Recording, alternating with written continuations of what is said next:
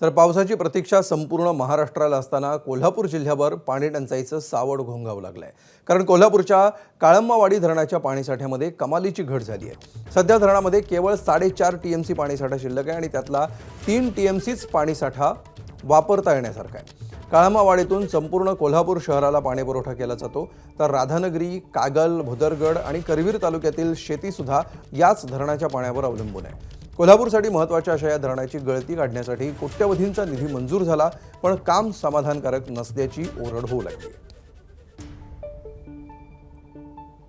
गळती काढली जाते किंवा गळती अशा पद्धतीने काढतात हे आपण ऐकलं होतं, वाचलं होतं। प्रत्यक्ष गळती कशी काढली जाते तर आम्ही तुम्हाला दाखवतोय।